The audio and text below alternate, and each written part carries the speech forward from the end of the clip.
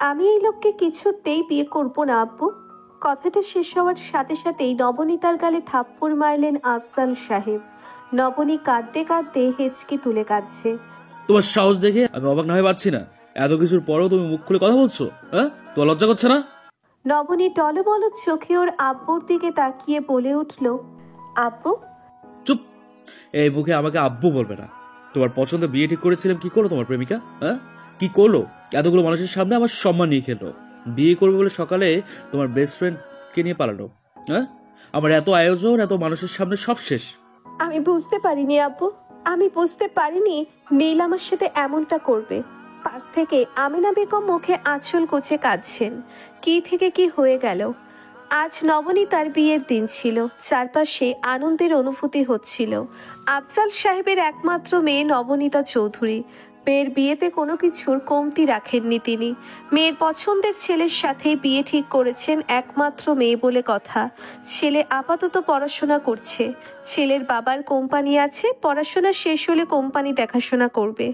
সব ঠিকঠাক থাকলেও সকাল থেকে ছেলের বাড়ির লোক ছেলেকে খুঁজে পাচ্ছে না। একটু আগে সেটা ছেলে পক্ষ জানালো। নবনীতা কারো কথা বিশ্বাস করেনি। একের পর এক কল দিয়ে গেছে, মোবাইল বন্ধ। তুমি এখন আলবিকে বিয়ে করবে, এটাই আমার শেষ কথা। আফজাল সাহেব মেয়ের রুম থেকে বেরিয়ে বাহিরে চলে গেলেন। আমিনা বেগম মেয়ের সামনে এসে মাথায় হাত রেখে বলে উঠলেন, আলভি অনেক ভালো ছেলে, তুই আর অমত করিস না। তোর আব্বুর বন্ধুর ছেলে, বিদেশ থেকে পড়াশোনা শেষ করে এসেছে, কত বড় ভার্সিটির প্রফেসর। মহুয়া চুপচাপ চোখের জল ফেলছে। দরজা ঠেলে রুমে আসলো রূপা। এসেই নবনীতাকে জড়িয়ে ধরে বলে উঠল, ভাবতে অবাক লাগছে, নবীন ভাই আমার ভাবি হবে। ইয়াহু, কত যে অপেক্ষায় ছিলাম এই দিনটার। আজ থেকে নট নবীন ভাই, আজ থেকে নবনী ভাবি। ইস, না না, আমি তোকে জীবনেও ভাবি বলবো না। নবনীতা হাতের মেহেদির দিকে তাকিয়ে আছে। কাল রাতেও তো কথা হয়েছিল। নীল বলেছিল, সুন্দর করে হাতে মেহেদি দিবে নবনী, আমি দেখব আমার প্রতি তোমার ভালোবাসা কতটা গভীর। নবনী অবুঝ বাচ্চার মতো বলেছিল, হাতের মেহেদি দিয়েও ভালোবাসা প্রমাণ হয়? হাতের মেহেদি যত গাঢ় রঙিন, আমাদের ভালোবাসা ততটাই গাঢ় রঙিন গভীর। হাতের মেহেদি তো গাঢ় রঙিন হলো, কিন্তু তুমি তো নেই নীল। তোমার ভালোবাসা কেন এত রঙিন হলো না? কেন মেহেদির মতো গাঢ় গভীর হলো না? তাহলে মেহেদি দিয়ে ভালোবাসা প্রমাণ হয় না। ভালোবাসার প্রমাণ কিসে? রূপা নবনীতার বেস্ট ফ্রেন্ড। মৌ রূপা নবনীতা ছিল ছোট থেকেই বেস্ট ফ্রেন্ড। আর আজ সেই বেস্ট ফ্রেন্ড বুকে ছুরি মারল। রূপা আলভির বোন। নবনী কখনো আলভিকে দেখেনি, তবে রূপার মুখে প্রায় আলভির কথা শুনতো। মৌ সবসময় বলতো, আমাকে তোর হ্যান্ডসাম আলভি ভাইকে গিফট করে দিস, একদম টকটকে টমেটো, চকলেট বয়, দেখলেই প্রেম প্রেম পায়। তুই দেখেছিস? রূপা ছবি দেখিয়েছে, কেন তুই দেখিসনি? ছবিতে সবাইকেই সুন্দর লাগে, ন্যাচারাল সুন্দর তো আমার নীল। রূপা মুখ ভেঙচি কেটে ঝগড়া লেগে যেত ভাইয়ের পক্ষ নিয়ে। যেভাবেই হোক ভাইকে সব সময় জিতিয়ে নিত। বলা যায় ভাই পাগলি নাম নিলেই প্রথম রূপার নাম আসবে। মায়ের ডাকে রূপার দিকে তাকায় নবনী। রূপার মুখে দুঃখী দুঃখী ভাব এনে রেখেছে, কিন্তু মনে মনে সে ভীষণ খুশি। নীলকে আগে থেকে ওর একদম পছন্দ না, বকাটে বকাটে লাগে সব সময়। নবনীতা রূপাকে জড়িয়ে ধরে কাঁদতে শুরু করলো। রূপা মাথায় হাত বুলিয়ে সান্ত্বনা দিল, আব্বু চেনা নেই জানা নেই একটা অচেনা মেয়েকে আমি কিভাবে বিয়ে করব? আফজালের মেয়ে আমাদের ঘরের মেয়ে, আমরা সবাই ওকে কখনো পর মনে করিনি। বিয়ের পর তুমিও চিনে নিবে। প্লিজ আব্বু, নিজের সিদ্ধান্ত আমার উপর চাপিয়ে দিবেন না। আমি এখন ছোট বাচ্চা নই, আমার নিজের সিদ্ধান্ত নিজে নেওয়ার মতো যথেষ্ট বয়স হয়েছে। আলবি, মেয়েটার কথা একবার ভাব বাবা। আব্বু, আমি আসতে চাইনি, আপনার কথায় বিয়ে খাওয়ার জন্য এসেছি। এখন বিয়ে করে নিয়ে যাব? সমস্যা কোথায়? মেয়ে ভালো, পরিবার ভালো, পরিচিত। আমি আফজালকে কথা দিয়ে ফেলেছি, আমার সম্মানটা রাখ। আলফি কিছু না বলে রাগে দাঁতে দাঁত চেপে নিচের দিকে তাকিয়ে আছে। লম্বা ঘোমটা দিয়ে বসে আছে নবনীতা। বাড়িটা নতুন নয়, তবে রুমটা নতুন।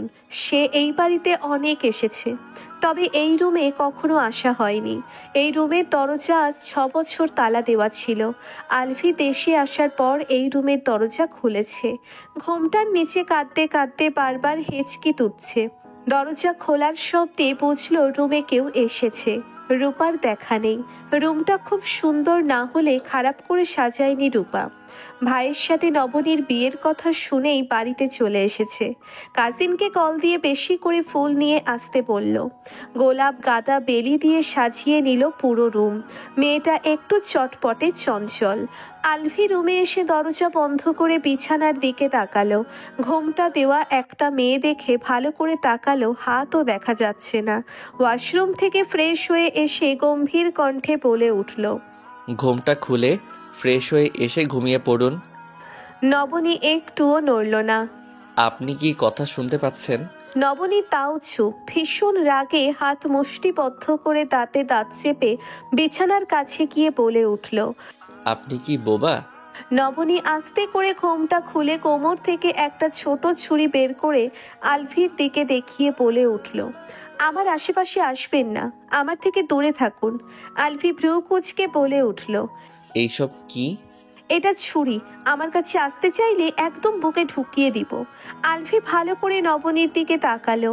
ফর্সা গোলগাল চেহারা, চোখ বড় বড়, দেখতে খারাপ না, একটু বেশিই সুন্দর। আলভি গম্ভীর কণ্ঠে বলে উঠল, তাহলে একটু ছুঁয়ে দেখি। বলেই নবনীতার হাত থেকে ছুরিটা নিয়ে নিল। নবনীতা হেঁচকে তুলে কাঁদতে লাগলো। জোর করে দেহ পাবেন, কখনো মন পাবেন না। মন দিয়ে কি করব? দেহ হলেই চলবে। নবনীতা ভীতু চোখে তাকিয়ে আছে আলভির দিকে। আলভি মোবাইল হাতে নিয়ে ব্যালকনিতে চলে গেল। যাওয়ার সময় বলে গেল, ফ্রেশ হয়ে ঘুমিয়ে পড়ুন, আপনার প্রতি আমার কোনো ইন্টারেস্ট নেই। আপনি যেমন বাধ্য হয়ে আমাকে বিয়ে করেছেন, আমিও তেমন বাধ্য হয়ে আপনাকে বিয়ে করেছি।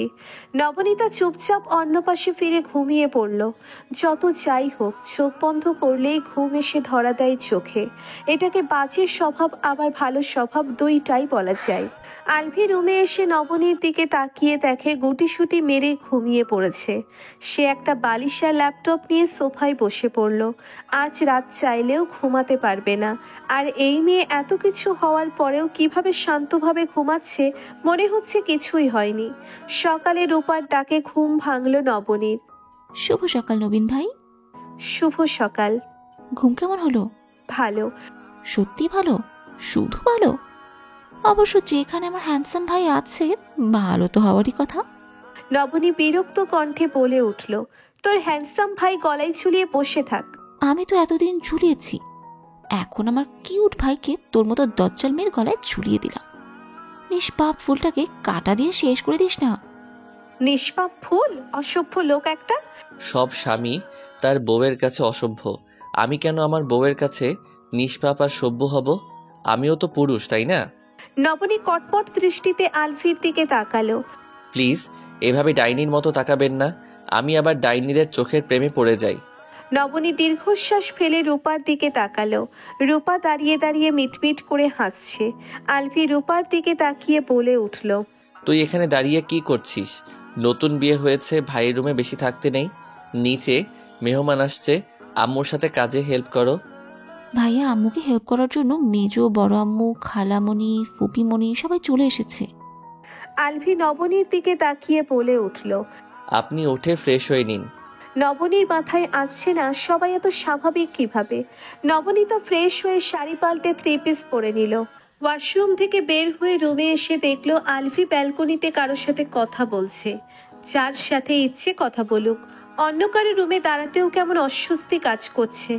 নবনীতার শাশুড়ি নিরুপমা বেগম শাড়ি গহনা নিয়ে রুমে প্রবেশ করলেন। নিরুপমাকে দেখেই নবনীত জড়িয়ে ধরল। নবনীতা আর নিরুপমার সম্পর্ক মা মেয়ের মতো। প্রায় নবনীতা নিরুপমা বেগমের হাতে খিচুড়ি খেতে চলে আসে এই বাড়িতে। দেখি এক রাতে মুখটা কেমন চুপসে গেছে। নবনী কিছু না বলে মাথা নিচু করে রেখেছে। শাড়ি পরতে তো পারো না, ওঠো আমি পরিয়ে দিচ্ছি। খুব সুন্দর করে নবনীতাকে শাড়ি গহনা পরিয়ে দিল নিরুপমা বেগম। সাজগোজের জন্য রূপাকে ডেকে আনলেন। তুমি নিচে যাও, আমি ওকে সাজিয়ে নিচে নিয়ে আসবো। নিরুপমা চলে গেলেন। রূপা নবনীকে সাজাতে চাইলে নবনী সাজল না। নিজে হালকা করে সেজে চোখে কাজল দিয়ে রূপার দিকে তাকালো। মাশাআল্লাহ, কি সুন্দর লাগছে রে নবীন ভাই তোকে। আমি মেয়ে হয়ে প্রেমে পড়ে গেলাম। আমার ভাই তো লাড্ডু হয়ে যাবে। লাড্ডু হয় কিভাবে? নবনী আর রূপা চমকে পেছন ফিরে তাকালো। ব্যালকনির দেওয়ালে হেলান দিয়ে ওদের দিকে তাকিয়ে আছে আলফি। নবনী আচমকা কেঁদে উঠল। এই নবীন ভাই, তোর আবার কি হলো? তোর ভাই লুকিয়ে আমার সব দেখে নিয়েছে, আলফি ইনোসেন্ট মুখ করে বলে উঠল। একদম মিথ্যা কথা, আমি লুকিয়ে কিছু দেখিনি, যা দেখেছি সরাসরি। নির্লজ্জ পুরুষ! তুমি দেখাবে আমি দেখতে পারবো না? আমি দেখিয়েছি। তুই তো জানতে আমি ব্যালকনিতে। আমার মনে ছিল না, আমি খেয়াল করিনি। সেটা তো আমার দেখার বিষয় না, চোখের সামনে আকর্ষণীয় কিছু থাকলে তো মানুষ তাকাবেই। ছি!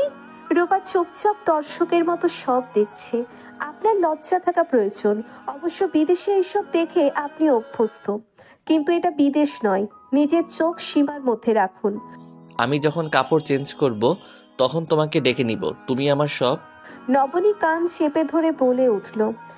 আল্লাহ, প্লিজ মুখ বন্ধ করুন।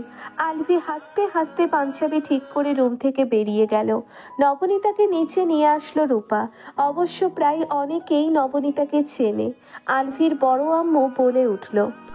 মেয়ে সুন্দর হলে কি হবে? এখানে আসার পর শুনলাম মায়ার চরিত্র ভালো না, অন্য পোলার সাথে লাইন ছিল। বিয়ার দিন পোলা আবার অন্য মাইয়া নিয়ে পালাই গেছে। এমন মাইয়া কিভাবে নিজের বউ করলা ছোট? আমাদের আলভির জন্য রাজকুমারী পাইতাম। সোফায় বসেছিল নবনী, সব কথাই ওর কানে আসছে। লোকে তো আর মিথ্যা কিছু বলছে না। তবে কি প্রেম করলে কারোর সাথে সম্পর্কে জড়ালে চরিত্র খারাপ হয়ে যায়? নিরুপমা বেগম কিছুটা রাগ মিশ্রিত কণ্ঠে বলে উঠল। প্রেম সম্পর্কে গেলেই কেউ খারাপ হয়ে যায় না, চরিত্র খারাপ হয়ে যায় না। আপনার মেয়ে তো শুনলাম কোনো ছেলের সাথে বিয়ে ছাড়া পালিয়ে গেছে, 1 মাস থেকে এসেছে। মেয়েকে বিয়ে দিবেন না? আর ওই ছেলের ভাগ্য খারাপ, এমন একটা হিরে পেয়েও কাজ ভেবে ছুঁড়ে ফেলেছে। আমাদের নবনী কোনো রাজকুমারীর থেকে কম কিসে? তুমি শুধু শুধু রেগে যাচ্ছ ছোট, একদিন বুঝবি। আমার মেয়ে তো লাখে একটা। কত ছেলে পাগল 1 মাস ছেলের সাথে ছিল না, ছেলের বাড়িতে ছিল। তারা তো গ্রামে যাস না। গ্রামের সবচেয়ে সুন্দরী আমার মেয়ে। ছোট থেকেই আমার শখ ছিল আলভি বাবাকে নিজের মেয়ের জামাই বানাবো। রাজকুমারীর পাশে রাজকুমার। ওই ছেলে বিয়ের প্রস্তাব নিয়ে আসছে, আমি নিষেধ করে দিয়েছি। আমার মেয়ের সাথে এমন ছেলে যায় নাকি? বউ হাতের মুঠোয় রাখো, বেশি ছাড়ে দিলে তোমার ভাত রাস্তায়। এত কিছু আপনার ভাবতে হবে না ভাবি, আমার ছেলের বউ আমি বুঝে নিব। নিরুপমা রেগে দূরে বসা নিজের স্বামীর দিকে তাকালো। বারবার নিষেধ করেছিল গ্রাম থেকে তাদের আনতে হবে না। কখন কি না কি মেয়েটার সামনে বলে দেয় আর মেয়েটা কষ্ট পায়। কথার ঠিক নেই কি বলে না বলে। বিকেলে নবনীতের বাড়ি থেকে লোকজন আসলো। খাওয়া দাওয়া শেষ করে সিদ্ধান্ত নিল নবনীর পড়াশোনা শেষ না হওয়া পর্যন্ত নিজের বাড়িতে থাকবে। পড়াশোনা শেষ হলে বড় করে আয়োজন করে বউ তুলে আনবে। নবনী এতে ভীষণ খুশি। এই ঠোঁটকাটা লোকের সামনে থাকতে হবে না। নিরুপমা অমত করেছিল বিয়ে হয়ে গেছে, তারপরেও কেন ছেলের বউ বাপের বাড়ি থাকবে? আমার বাসায় কি ভাত নেই? আমার ছেলের কি বউ পড়াশোনা করানোর মতো যোগ্যতা নেই? অনেক কষ্টে নিরুপমাকে বুঝিয়ে নবনী আর আলভিকে নবনীদের বাড়িতে নিয়ে আসলো। সাথে রূপাও এসেছে। আলভি 1 রাত থেকেই কাজ আছে বলে চলে এসেছে। আফজাল সাহেবও জোর করেননি।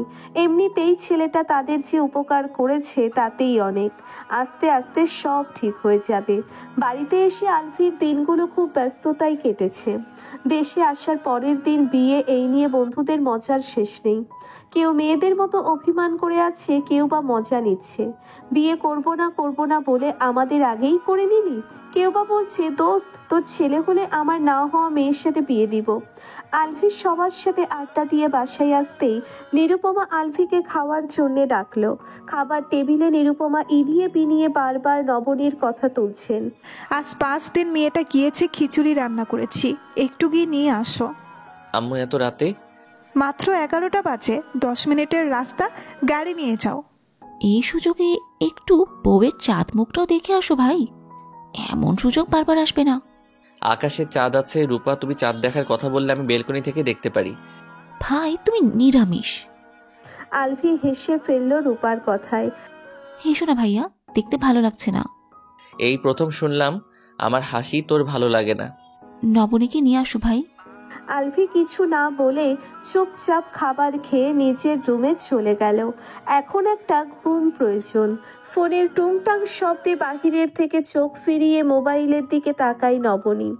মোবাইল হাতে নিয়ে অচেনা নাম্বার থেকে মেসেজ দেখে দীর্ঘশ্বাস ফেলে। আজকাল অচেনা নাম্বার থেকে আজব আজব মেসেজ আসে। কে দেয়, কেন দেয় জানা নেই নবনীতার। মেসেজ সিন করেই দেখতে পায় ছোট্ট একটা মেসেজ। বিষাদ শুয়েছে আজ, মায়াবিনীর মন ভালো নেই, মন ভালো নেই। প্রিয়তার ফাঁকা রাস্তা, শূন্য বারান্দা, সারাদিন ডাকি সারা নেই, একবার ফিরেও চায় না কেউ, পথ ভুল করে চলে যায়, এদিকে আসে না। আমি কি সহস্র বর্ষ এইভাবে তাকিয়ে থাকবো শূন্যতার দিকে? এই শূন্য ঘরে, এই নির্বাসনে কতকাল আর কতকাল। আজ দুঃখ ছুঁয়েছে ঘরবাড়ি, উদ্যানে উঠেছে ক্যাকটাস। নবনী মেসেজটা পড়ে মোবাইল বন্ধ করে অন্ধকার আকাশের দিকে তাকাই। দুদিন আগে মেসেজ এসেছিল। ডালিয়া ফুলের মতো তোমার পাপড়ি হোক, একটা একটা করে ঝরে পড়লেও যেন সহস্র বছর লাগে। কাল মেসেজ এসেছিল। আধারগুলো কেটে যাক, জ্বলে উঠুক আলোর রেখা, পবিত্র হও তুমি নিজেকে পুড়িয়ে, কারণ সোনা কিন্তু পুরেই খাঁটি হয় মায়াবিনী। আজ 3 দিন 3টে মেসেজ। নবনীর চোখে জল। চিৎকার করে কাঁদতে পারলে বুঝি মনটা হালকা হবে। তোমার শহর শুনতে পাই না আমার হৃদয় ভাঙার গর্জন? কেন শুনতে পাই না আমার তিলে তিলে যত্ন করে ভালোবাসা শেষ হয়ে যাওয়ার গল্প? কেন? উত্তর দাও নীল। ভালো তো আমি বাঁচতে চাইনি, তুমি বাধ্য করেছিলে। কত পাগলামি, কত আহাজারি করে পেয়েছিলে, মন আগলে রাখতে পারলে না। কত কথা দিয়েছিলে, একটা কথাও রাখলে না। তাহলে কি সব মিথ্যা ছিল? তুমিও পূর্বে আমার থেকে বেশি ভালোবাসি না আমি তোমাকে, ঘৃণা করি। তুমি ঘৃণায় থাকারও যোগ্য নও। আমিনা বেগম মেয়ের দরজায় নক করলেন। নবনী দ্রুত চোখের জল মুছে আয়নায় নিজেকে দেখে দরজা খুলে দিল। আমিনা বেগম রুমে এসে চারপাশে তাকালেন। কিছু লাগবে আম্মু? না রে মা, ভালো লাগছে না। ভাবলাম তোর সাথে বসে একটু গল্প করি। এখন? চল মাথায় তেল দিয়ে দেই। আম্মু আমি তো মাথায় তেল দিই না। মাথা ঠান্ডা আর শান্ত লাগবে, বস। জোর করে নবনীর মাথায় তেল দিয়ে বিনুনি করে দিল। ভালোই লাগছে। সারাদিন ঘরে বন্ধ না হয়ে থেকে বাইরে ঘুরতে পারিস। নিরুপমা ফোন দিয়ে তোকে যেতে বলেছে। ভার্সিটিতে যাবি কবে মা? কাল থেকে যাব ভাবছি। জীবন কারো জন্য থেমে থাকে না রে মা। নতুন করে নিজের জীবন সাজিয়ে নে, দেখিয়ে দে তুই পারিস ভালো থাকতে। তাদের চোখে আঙুল দিয়ে দেখিয়ে দিবি তুই না, তারা তোর যোগ্য ছিল না। নবনী আদুরে বিড়ালের মতো মাকে চাপটে ধরে কান্না করতে শুরু করলো। আজ শেষ, মন খুলে কেঁদে নে। এরপর আর তাদের বিশ্বাসঘাতকতার জন্য তুই কাঁদবি না। কোনো বেইমানের জন্য চোখ থেকে জল ফেলবি না। কাঁদবে তারা, আফসোস করবে তারা। সকাল সকাল ঘুম থেকে উঠে নামাজ পড়ে ছাদ থেকে হেঁটে এসে আমেনা বেগমের সাথে নাস্তায় হাত দিল। রুমে এসে সালোয়ার কামিজ পাল্টে নতুন সুন্দর সালোয়ার কামিজ পরে নিল। হাতে ঘড়ি, কানে ছোট টপ জিনিস পরে চুল বিনুনি করে বেরিয়ে পড়ল। আমিনা বেগম মেয়ের দিকে তাকিয়ে চোখের পানি মুছলেন। এত সুন্দর একটা ফুলের চোখে যেই ছেলে পানি আসতে দিল সে ভীষণ বোকা প্রেমিক ছিল। নবনী রাস্তায় মোড়ে দাঁড়াতেই রিকশার দেখা পেল। রিকশা গিয়ে থামলো ভার্সিটির গেটের সামনে। মামা আপনার টাকা? দেওয়া হয়ে গেছে আপা। কে দিয়েছে? তা তো বলা যাইব না। ভালো থাকবেন আপা, আবার কালকে আসুন। আরে শুনেন তো। রিকশা চলে গেল। ধুর, নবনী ভার্সিটিতে ঢুকে প্রাণ ভরে নিঃশ্বাস নিল। এই ভার্সিটির সাথে যে সব স্মৃতি জড়িয়ে আছে। ক্লাসে আসতেই বাকি ফ্রেন্ডদের সাথে দেখা হলো। সবাই বেশ আফসোস করলো নবনীর জন্য। মৌকে এক একজন এক এক ভাবে কথা শোনালো। এইসবে নবনীর কিছু যায় আসে না। চুপচাপ গিয়ে রূপার পাশে বসলো। নবনী রূপার দিকে তাকিয়ে রেগে বলে উঠল, এত এত কল দিলাম ধরলি না কেন? রূপা, আস্তে, এটা ক্লাসরুম। এখন তুই আমাকে শেখাবি কোনটা ক্লাসরুম আর কোনটা কি? আমি যখন এত এত বললাম ভার্সিটিতে আসতে, তখন তো আমার কল ধরলি না। আমি তো জিজ্ঞেস করিনি। এই জন্য রাগ করে আছিস? আমি কারো উত্তর রাগ করি না। আমি গিয়ে যে রাগ করব? নবনী হেসে বলে উঠল, আমার জানে চিকার দোস্ত। আর আর কি? রূপা ভাঙা মনে বলে উঠল, আর কিছু না। ননদী। এটা বলতে এত কষ্ট হলো? কষ্ট তো একটু হয়েছে। থাক, তাহলে আর বলতে হবে না। আমি বলে দিচ্ছি সবাইকে। একদম না রূপা, কে শোনে কার কথা? রূপা সারা ক্লাসে চিৎকার করে বলে উঠল। হ্যালো গাইস, এদিকে সবাই তাকাও। সবাই রূপার দিকে তাকাতেই রূপা বলে উঠল, আপনাদের আমাদের জাতির নবীন ভাই এখন থেকে আমাদের ভাবি। সবাই অবাক হয়ে নবনীর দিকে তাকালো। নবনী লজ্জায় হাত দিয়ে মুখ আড়াল করে রেখেছে। একজন বলে উঠল, নতুন স্যার আসতেছে। সব মেয়েরা ব্যাগ থেকে আয়না বের করে কেউ বা মোবাইল নিয়ে নিজেকে দেখে নিচ্ছে। একজন আরেকজনের দিকে তাকিয়ে বলছে, আমাকে কেমন লাগছে? নবনী অবাক হয়ে মেয়েদের কাহিনী দেখছে। আগে ক্লাসে কয়েকজন স্টুডেন্ট ছিল, আর এখন ক্লাসে মেয়েদের জায়গা হয় না। এত মেয়ে কোথা থেকে আসলো? আর এদের সাজগোজ দেখে মনে হচ্ছে সবাই সুন্দরী প্রতিযোগিতায় অংশ নিতে এসেছে। রূপা হেসে বলে উঠল, আজ 4 দিন ধরে ক্লাসের এই অবস্থা। কিন্তু কেন? সামনে তাকা। নবনীর সামনে তাকাতেই চোখ কপালে। আলফি? আলফি ক্লাসে এসেই সবার সাথে টুকটাক কথা বলে নিল। সব মেয়েদের দিকে তাকিয়ে শান্তভাবে বলে উঠল, এই ক্লাসের স্টুডেন্ট বাদে বাকি মেয়েরা বের হয়ে যান। একজন আরেকজনের মুখ চাওয়া শুরু করলো। হঠাৎ আলফি রাগে হুঙ্কার দিয়ে বলে উঠল, আমি 3 বলার আগেই বাকিরা বের হয়ে যাবেন, নাকি আপনাদের নামের লিস্ট থেকে বের করতে হবে। মিনিটের মধ্যে ক্লাসরুমের অর্ধেক মেয়ে হাওয়া। রূপা একটু পর পর ভাইয়ের প্রশংসা করতে থাকে। নবনী বিরক্ত হয়ে বলল, চুপ করবি নাকি আমি উঠে যাব? আলফি খুব সুন্দর করে ক্লাস শেষ করলো। পড়াই তো ভালোই। তোর না ইংরেজিতে সমস্যা? আজকে আম্মুকে বলবো তোকে যেন ভাই ইংরেজি শেখায়। তোকে আমি বলছি। আমি বুঝি সবই। মেয়েরা ভাইয়ের জন্য কি করে দেখেছিস? আমার ভাই না লাখে একটা। থু। ছি, কি করতেছিস? কাল নাগিনীগুলোর নজর যেন না লাগে, থু দিয়ে রাখছি। নবনী হু হু করে হেসে উঠল। তোকে এমন হাসিতে মানায় নবীন ভাই? নবনী বাসায় এসে নিরুপমাকে দেখে খুশিতে জড়িয়ে ধরল। নিরুপমা জেদ করলেন নবনীকে 1 সপ্তাহের জন্য নিয়ে যাবেন। ছেলের বউ ছাড়া বাড়ি কেমন খালি খালি লাগে। দুপুরের খাওয়া দাওয়া শেষ করে বিকেলে বের হলো। নিরুপমা বেগম নবনীকে নিয়ে শপিং মলে গেলেন। টুকটাক অনেক কিছুই কিনে সন্ধ্যার দিকে বাড়িতে আসলেন। নবনীকে দেখে আনোয়ার হোসেন খুশি হলো। মেয়েটা ভীষণ লক্ষ্মী। নবনী ওনাকে সালাম দিয়ে টুকটাক কথা বলে রূপার রুমে চলে গেল। রূপা জানতো আজ নবনী আসবে। ব্যাগ নিয়ে আমার রুমে কেন? তাহলে কি গেস্ট রুমে যাব? নিজের জামাইয়ের রুম থাকতে এত রুমে ঘোরা লাগে?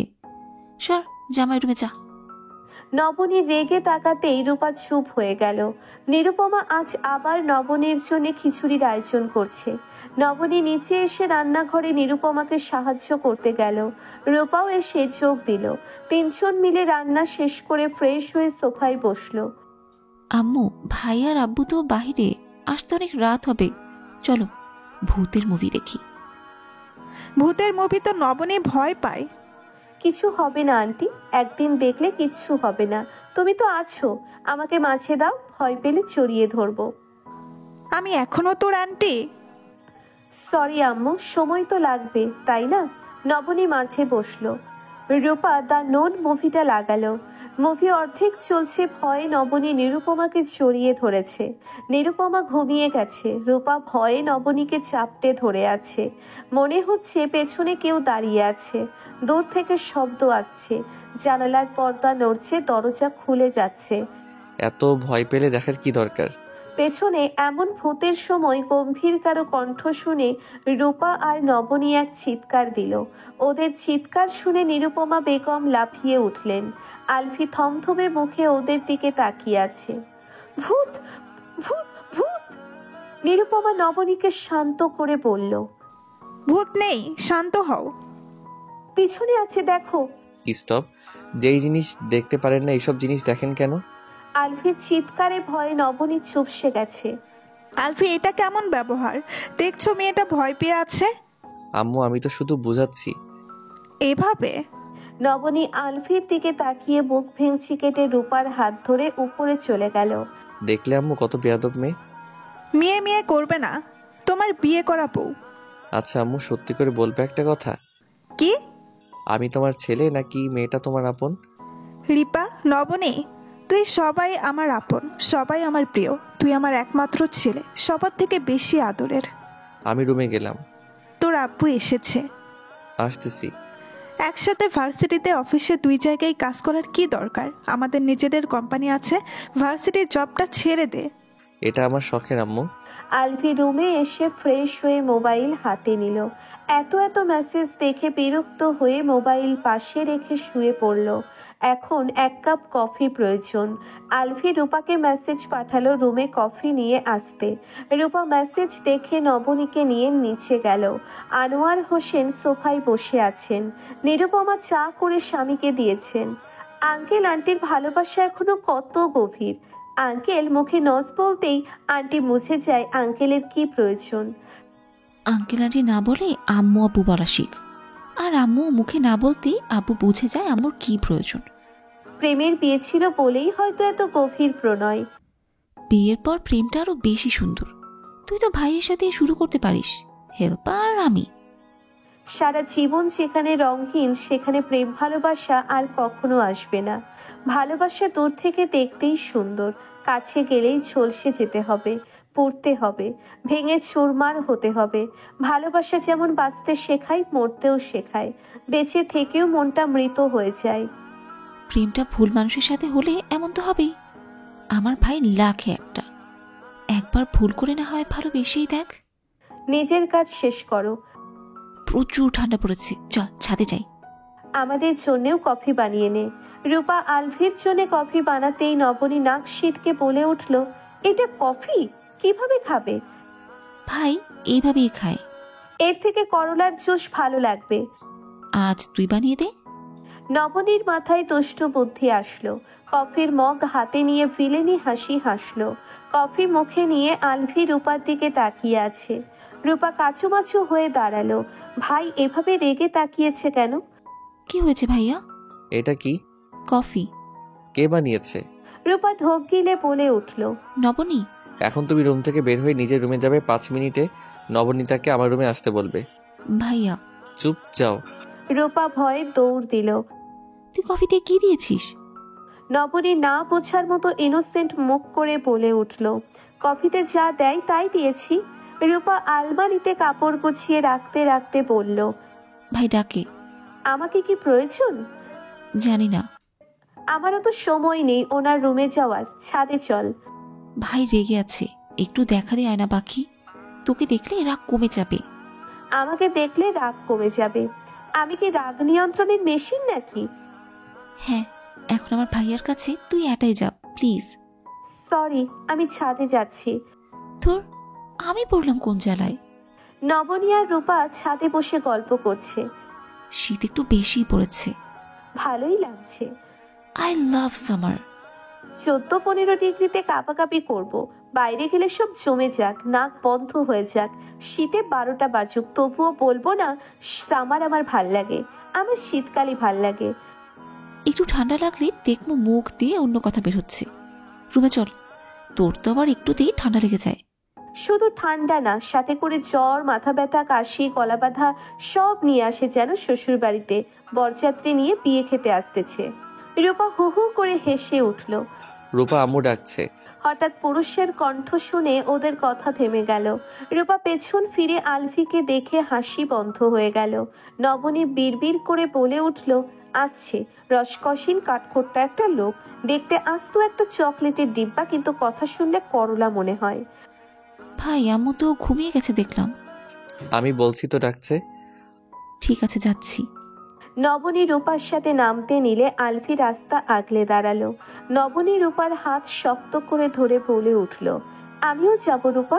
আপনার সাথে আমার কথা আছে। আমার কোনো কথা নেই। রূপা হাত ছেড়ে দাও। রূপা রূপা নবনীর দিকে তাকিয়ে বলল, তোরা এই শীতে একটু সময় কাটা, আমি কাঁপে হাড্ডি হতে চাই না। রূপা চলে গেছে। ছাদের কিনারা ঘেঁষে দাঁড়িয়ে আছে নবনী, ওর থেকে কিছুটা দূরে আলফি। নিরাপত্তা ভাঙে নবনী বলে ওঠে, আমাদের বিয়েটা হঠাৎ কি একটা পরিস্থিতিতে হয়েছে বুঝতেই পারছেন। এই বিয়েতে না আমার মত ছিল আর না আপনার, বাধ্য হয়ে আমাদের বিয়ে করতে হয়েছে। আজ নীল এমনটা না করলে আমাদের জীবন এমন এলোমেলো হয়ে যেত না। আম্মু বলেন পরিস্থিতি যেমনই হোক নিজেকে শান্ত আর শক্ত রাখতে হয়, ভেঙে পড়া যাবে না। এলোমেলো জীবন গুছিয়ে নিতে চাচ্ছি, পড়াশোনা করে নিজেকে প্রতিষ্ঠিত করে তুলব। সময় আসলে আমি আপনাকে ডিভোর্স লেটার পাঠিয়ে দিব। না কখনো আপনি আমাকে বউ হিসেবে মেনে নিতে পারবেন, আর না আমি আপনাকে স্বামী হিসেবে মেনে নিতে পারবো। আমার পড়াশোনা শেষ হলে আমি ডিভোর্স দিয়ে দিব। এখন তো নিজের বাড়িতেই আছি, আপনার কোনো সমস্যা হবে বলে মনে হচ্ছে না। ঠিক আছে, সব বুঝলাম। আপনার প্ল্যান সুন্দর। আমাকে পছন্দ করে না তাই বলে আমাকে কফির মধ্যে বিষ দিয়ে মারতে চাইছেন? আমি আমি কেন আপনাকে মারতে চাইবো? কফিতে কি মিশিয়েছিলেন? নবনী মুখ বন্ধ করে অন্যদিকে ফিরে তাকালো। আমি আপনার শত্রু নই। আমি শুধু 5 চামচ চিনি, 3 চামচ মরিচ আর 4 চামচ লবণ দিয়েছিলাম। আলফি অবাক হয়ে বলল, ছি, তাও মাত্র বলছেন? আপনার করলার থেকে ভালো। জঘন্য। তারপর আবার সবকিছু শান্ত নীরবতায় ছেয়ে গেল। আলফি নবনীর দিকে তাকিয়ে বলল, নবনীতা। নবনীতা চমকে তাকালো। আলফির মুখে নিজের নামটা অন্য রকম লাগলো। ডাকটাই কি 1 চামচ আবেগ, 1 চামচ নেশা, 1 চামচ প্রেম, 1 চামচ মায়া, 1 চামচ ভালোবাসা মেশানো ছিল? নবনীতা। জি। বাহিরে প্রচুর ঠান্ডা, রুমে যান। নবনীতা মাথা নেড়ে নিচে নেমে গেল। আলফি ফিরে তাকালো না, দূরে অন্ধকারের দিকে তাকিয়ে রইল। নবনী রুমে আসতেই মোবাইলে টুংটাং শব্দ আসলো। নবনীর বুঝতে বাকি নেই মেসেজ এসেছে অকারণেই। মনটা ভালো হয়ে গেল। মেসেজ সিন করে দেখলো, কষ্টগুলো রাতের আধারে মিলিয়ে যাক নতুন সূর্যের আমন্ত্রণে, জেগে উঠুক মায়াবিনী। খাবার টেবিলে দেখা মেলেনি আলফির। সবাই খাবার শেষ করে রুমে চলে গেল। রূপা মোবাইল হাতে নিয়ে ফেসবুকে ঢুকেই নবনীকে ডাকলো, নবীন দেখ জায়গাটা কত সুন্দর, আমাদের ভার্সিটির পাশেই। একটু গ্রাম সাইডে মেলা হবে, চল কাল যাই। মেলা? তাহলে যাওয়া যায়। চল শাড়ি পরে যাই। আমার কাছে হয়তো 2টা আছে। দেখি দেখি। নবনী আলমারি থেকে শাড়ি বের করলো। 2টাই কালো? না, একটা কালো, অন্যটা নীল। আমি কালো পরবো। ঠিক আছে। আর একটা কথা। কি? দেখ তো ছেলেটা কেমন।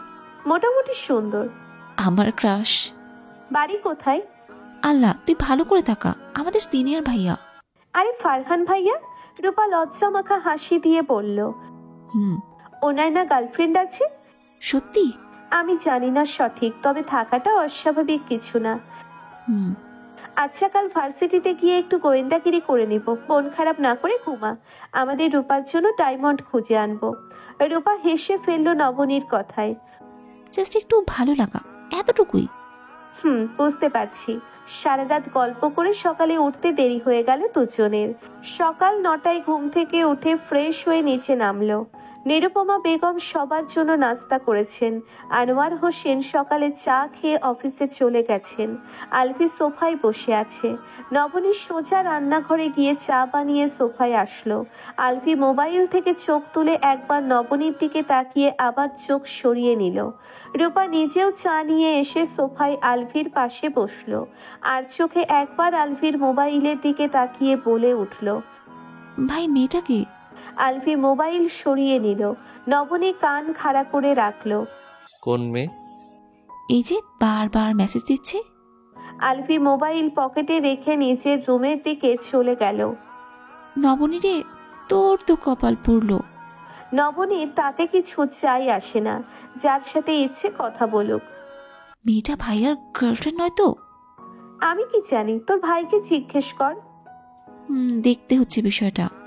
শাড়ি পরে নিচে আসতেই নিরুপমা বেগম অবাক হয়ে বললেন, তোরা শাড়ি পরে ভার্সিটিতে যাবি? ভার্সিটিতে কোনো অনুষ্ঠান আছে নাকি আজ? নামও কোনো অনুষ্ঠান নেই, আজ ভার্সিটি থেকে সোজা মেলা যাব। নিরুপমা খুশি হয়ে ওদের হাতে কিছু টাকা দিয়ে দিলেন। আলফি ওদের আগেই গাড়ি নিয়ে অফিসে চলে গেছে। নিরুপমা বেশ কয়েকবার বলেছিল ওদের নিয়ে যেতে। আর্জেন্ট কাজ আছে বলে তাড়াহুড়ো করে বেরিয়ে গেছে। চল আজ গাড়ি করে না রিক্সায় করে যাই। আচ্ছা, শাড়ি খুলে যাবে না তো? ভালো করে লাগিয়ে দিয়েছি, পায়ের সাথে উষ্টা না খেলেই হলো। রাস্তায় বেলি ফুলের মালা কিনে হাতে পেঁচিয়ে নিল দুইজন। ভার্সিটির সামনে এসে নামতেই সবার দৃষ্টি গেল ওদের দিকে। কালো নীল শাড়ি পরা দুই নারীর সাথে হালকা করে চোখে কাজল, হালকা সাজ, চুলগুলো ছেড়ে দেওয়া, হাতে বেলি ফুলের মালা। দেখতে ভীষণ সুন্দর লাগছে, সবার থেকে আলাদা এদের লাগছে। ভার্সিটির বড় কৃষ্ণচূড়া গাছটার নিচে দুইজন বসে পড়ল। কিছু সময় বসে আড্ডা দিয়ে উঠতে নিলেই পেছন থেকে একজন বলে উঠল, 2 দিন হলো না প্রেমিক ছেড়ে দিল, এখনই মনে এত রং ঠং। নবনীর কানে কথাটা বজ্রপাতের মতো লাগলো। রূপা পেছন ফিরে দেখলো নীল দাঁড়িয়ে। নীলকে দেখেই রূপা রেগে গেল। হরবির বাচ্চা তুই! নীলের মুখে বাঁকা হাসি। নবনী শান্ত দৃষ্টিতে তাকিয়ে আছে নীলের দিকে। কয়েক দিনে কত পরিবর্তন। তাচ্ছিল্যের হাসি দিয়ে রূপার দিকে তাকিয়ে নবনী বলে উঠল, চল রূপা, ক্লাসের সময় হয়ে গেছে। ক্লাসে নাকি নতুন নগর পাঠাতে? রূপা এবার রেগে নীলের কলার চেপে ধরে বলে উঠল, শালা লাজ লজ্জা কি পকেটে রেখে আসছিস? লজ্জা থাকলে এই মুখ কাউকে দেখানোর মতো সাহস না দ্বিতীয়বার করতি না। আর একটা কথা বললে তোর এমন হাল করবো না, নিজের এই বুড়া ভালা শয়তান চেহারাটা নিয়ে বউয়ের সামনে দাঁড়াতেও পারবি না। কলা ছাড়ো রূপা। তোর এই কলার ধরে নিজের হাত নোংরা করে ফেললাম। আমি তোমার সিনিয়র, ঠিকভাবে কথা বলো। আমাকে তো খুব ভালো করে চেনো, বেশি বেশি করলে এমন অবস্থা করব ভার্সিটিতে মুখ দেখাতে পারবে না। তোর মতো কাপুরুষ আর কি করতে পারে তা আমরা সবাই জানি। চোখের সামনে থেকে যা, না হয় তোর নিজের নাম ভুলিয়ে দিব। রূপা, কুকুরের সাথে কথা বলে মুখ কেন খারাপ করছিস? চল। দাঁড়াও মামনি। নবনীর দিকে তাকিয়ে শয়তানি হাসি দিয়ে বলে উঠল। সারপ্রাইজ কেমন লাগলো? নবনী 2 পা এগিয়ে এসে চারপাশে তাকালো। সবাই কেমন ওদের দিকে তাকিয়ে আছে। কেউ কেউ হাসছে তো আবার কেউ কেউ কি হচ্ছে বোঝার চেষ্টা করছে। নবনী ঠোঁটের কোণে হাসি ঝুলিয়ে ঠাস করে নীলের গালে থাপ্পড় বসিয়ে দিল। সবাই হতভম্ব হয়ে তাকিয়ে রইল নীলের দিকে। এমনটা হবে কেউ ভাবতেও পারেনি। নবনী খুব চুপচাপ শান্ত প্রকৃতির মেয়ে। নবনী নীলের দিকে তাকিয়ে হেসে বলল, এবার কেমন লাগছে? নীল রেগে নবনীর দিকে তেড়ে আসতে নিলেই সামনে ঢাল হয়ে দাঁড়ায় রূপা। আর এক পা এগিয়ে আসলে না তোর অবস্থা আমি খারাপ করে ফেলবো। নীল যেন আরো রেগে গেছে। রূপার দিকে হাত বাড়াতে নিলে নীলের হাত কেউ শক্ত করে চেপে ধরে ঘুষি মেরে বসে। এলোপাথারি মারতে শুরু করে নীলকে।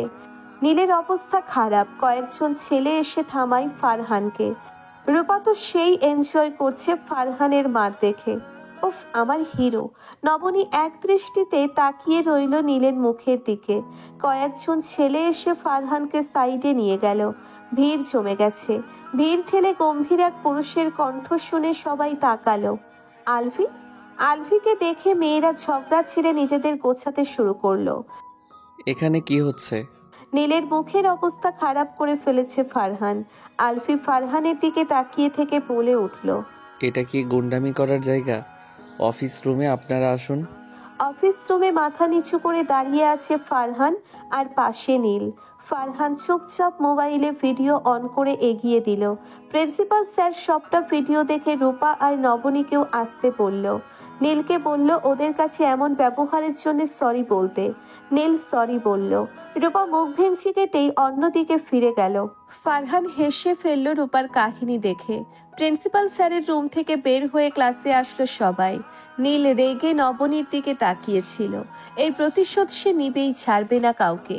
নবনীর চোখের জল আড়াল করে ক্লাসরুম থেকে বের হয়ে ওয়াশরুমে চলে গেল। আয়নার সামনে নিজের মুখ দেখে অতীতের কিছু স্মৃতি ভেসে উঠল নীলের সাথে কাটানো কিছু সুন্দর মুহূর্তের দৃশ্য। হঠাৎ যেন পাল্টে গেল নীল। এই নীলকে নবনী চেনে না। এই নীল অন্য কেউ, এটা নবনীর নীল নয়। চোখে মুখে বেশি করে পানি দিয়ে রুমাল দিয়ে সুন্দর করে মুখ মুছে ক্লাসরুমে গেল। সবগুলো ক্লাস শেষ করে ক্যান্টিনে আসলো রূপা, নবনী। আজ আলফির ক্লাস করেনি নবনী। ওয়াশরুম থেকে গিয়ে দেখে আলফির ক্লাস শেষ। শালা নির্লজ্জ, জীবনে আর আমার সামনে আসার মতো সাহস করবে না। এখনো সেই একই টপিক নিয়ে পড়ে আছিস। আমার হিরোর মায়েরগুলো ফাটাফাটি ছিল। ফাইটিং দেখে আরেক দফা ক্রাশ খেলাম। উফ, নায়কদের পিচ করবে। ওই দেখ তোর হিরো আসছে। ওম্মা, এটা কি ছিল? কিস দিতে ইচ্ছা করছিল তাই দূর থেকে দিয়ে দিলাম। জামাই হওয়ার পর তো থাম থাম। যাই, একটু হাই হ্যালো করে আসি। ধন্যবাদও জানিয়ে দিস। ওকে যান। নবনী হাসলো রূপার পাগলামো দেখে। রূপা চলে যেতেই ক্যান্টিনে আলফি আসলো। সব মেয়েরা নিজেদের পাশে জায়গা খালি করলো। ক্লাস যদি ভুল করেও আলফি বসে। আলফি সোজা গিয়ে নবনীর পাশে বসে পড়ল। সব মেয়ের হিংস্র দৃষ্টিতে তাকিয়ে আছে নবনীর দিকে। নবনী এক হাত দিয়ে মুখ ঢেকে রেখেছিল। আলফি বসতেই উঠে যেতে নেয়। চুপচাপ বসুন। নবনী শুনল না, উঠে যেতে নিলেই আলফি বলে উঠল, চুপচাপ বসতে বলেছে, আপনার শাড়ির আঁচল ঠিক করুন। নবনীর পা থেমে গেল। আঁচলের দিকে তাকিয়ে দেখে অনেকটা পেট দেখা যাচ্ছে। লজ্জায় নাক গাল লাল হয়ে গেল। নবনীর শাড়ি ঠিক করে বসে পড়ল। যা দেখতে পারেন না তাই বেশি বেশি দেখতে শুরু করবেন। যা পড়তে পারেন না, সামলাতে পারেন না তাই পড়বেন। নবনী কিছু বলছে না। নবনীতা, আমি কিছু বলছি? খেয়াল করিনি। বাসায় চলুন। আপাতত আপনার নামের সাথে আমার নাম জড়িয়ে আছে, আর যতদিন জড়িয়ে আছে থাকবে আমার দায়িত্ব আমি পালন করে যাব। আজ পেট দেখিয়ে বেড়াচ্ছেন, কাল স্টপ, বললাম তো খেয়াল করিনি। আমার দায়িত্ব আমি আপনাকে দিইনি। পরে কিছু হয়ে গেলে বলতে পারবেন না আমার দায়িত্ব থেকে আমি পালিয়ে বেরিয়েছি। কখনো বলবো না। রূপা কোথায়? ক্লাসে প্রয়োজনে গিয়েছে। আমি বাসায় যাব, চলুন। নবনী আমতা আমতা করে বলে উঠল, আমরা নিজেরা যেতে পারবো, আপনি চলে যান। একটু বেশি করছেন বলে মনে হচ্ছে না? আমরা পরে যাব। এখন নয় কেন? আমরা একটা মেলায় যাব। এমনিতেই ভার্সিটিতে এসে একটা কাণ্ড ঘটিয়েছেন, আবার মেলায় যেতে যাচ্ছেন, তাও শাড়ি পরে দুইটা মেয়ে। এত বড় করে দেখার কি আছে? আরো অনেকেই যাবে। আমি আর একটা কথা শুনতে চাচ্ছি না, গাড়িতে গিয়ে বসুন। আমরা আন্টিকে বলে এসেছি। নবনীতা, আমার রাগ উঠে গেলে ভালো হবে না, গাড়িতে গিয়ে বসুন। নবনীতা ধীর পায়ে রূপার কাছে গেল। ধন্যবাদ ভাইয়া। মেয়েলি কণ্ঠে ভাইয়া ডাক শুনে ফারহান পেছন ফিরে তাকালো। ফারহানের এক বন্ধু নাটকীয় ভঙ্গিতে বলে উঠল, ভাইয়া বলো না মেয়ে, আমরা সবাই হাটে রুকি। রূপা বোকার মতো বলে উঠল, তাহলে কি সাইয়া বলবো? ছেলেটা মাথা চুলকে বলে উঠল, মন্দ হয় না সুন্দরী, মেয়েদের মুখে সাইয়া ডাক। ওহ, মেয়ে তো মার গেয়া। ফারহান ছেলেটাকে ধমক দিয়ে রূপার দিকে তাকালো। ধন্যবাদ কেন আন্টি? আন্টি? ভাইয়া বললেন সেজন্য। রূপার মুখটা চুপসে গেল। ফারহানের দিকে রাগী দৃষ্টিতে তাকিয়ে চলে আসলো। চল গাড়িতে। মেলায়? নবনী আলফির কথা জানালো। আমার মাথায় একটা ভালো বুদ্ধি আছে। কি? ভাই আমাদের বাড়িতে নামিয়ে চলে যাবে, তারপর আমরা রিকশায় করে মেলা চলে আসব। তাও মেলা দেখবি? কতদিনের শখ। এখানে এতটুকুই। গল্পের বাকি অংশ শুনতে গল্পবাজার অ্যাপস ডাউনলোড করুন। প্লে স্টোরে গিয়ে ইংলিশে গল্পবাজার লিখে সার্চ করলেই পেয়ে যাবেন। ধন্যবাদ।